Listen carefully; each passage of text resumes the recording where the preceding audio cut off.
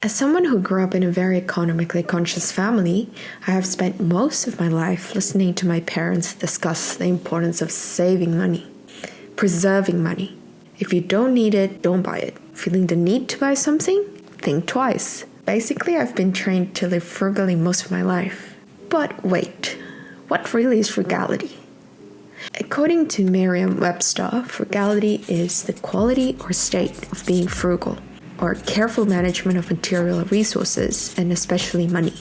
My dad, he is many things, but a spendthrift. He buys at a discount, he goes to the seamstress whenever there's a tear in his clothes, and orders the cheapest item on the menu.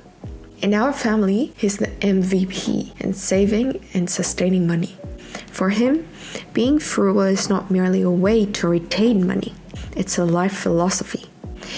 When you hear someone who keeps most of their money, you may think of them as a cheapskate. No, it's not what frugality means. A cheapskate was what I was a few years ago. I was trying so hard to save every penny I made that I skimped on the basic stuff, food, health, and it costed me my mental health and well-being. And no, being a cheapskate is not the same as being frugal. My dad's frugality didn't limit my childhood.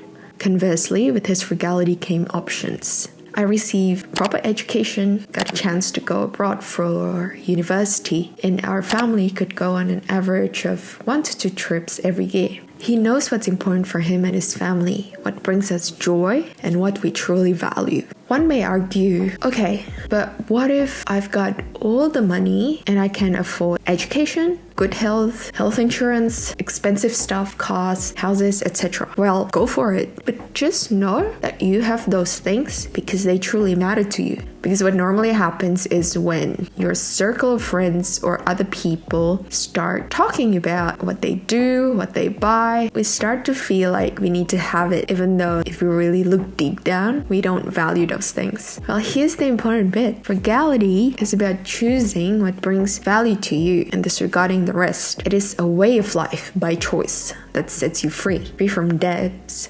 lifestyles you don't want, free from the headache of having to keep up with people because you know deep down what you want. If we look back to the meaning of frugality, which is careful management of material resources, and further expanded by Cambridge as careful to use only as much money, food, etc. as is necessary. Because at the end of the day, when you have too much of something, it won't really give you any more pleasure. Economists call it the law of diminishing marginal utility. According to Investopedia, in economic terms, utility represents satisfaction or happiness, and marginal utility means the incremental increase in utility from the consumption of one additional unit.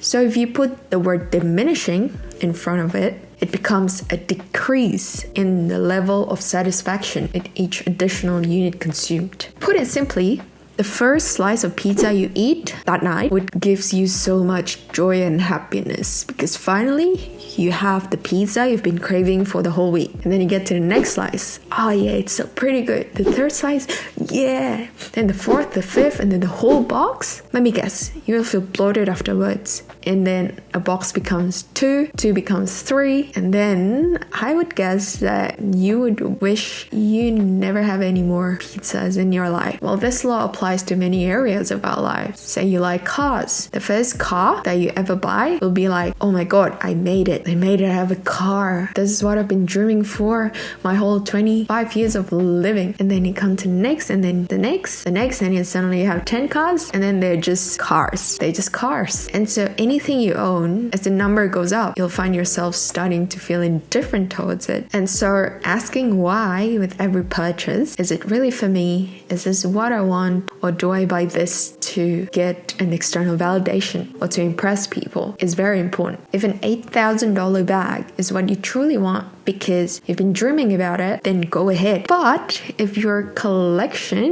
of labubus, lafufus, is a result of FOMO or fear of missing out, think twice. And if you have thought twice, think again. The concept of frugality should emphasize living a good life. It shouldn't make you feel limited. That's why frugality is ultimately subjective. It's not about saving every dollar you make and depriving yourself of the joy of living. It's about narrowing down to the essentials. to what you consider essentials and allocating your resources accordingly. The essentials here, it's what you consider to be important in your life. It could be taking a trip every year, having a car. It could be buying a house. It could be having a wardrobe full of good quality clothes that will last you 10 years. Or it could be buying designer goods, right?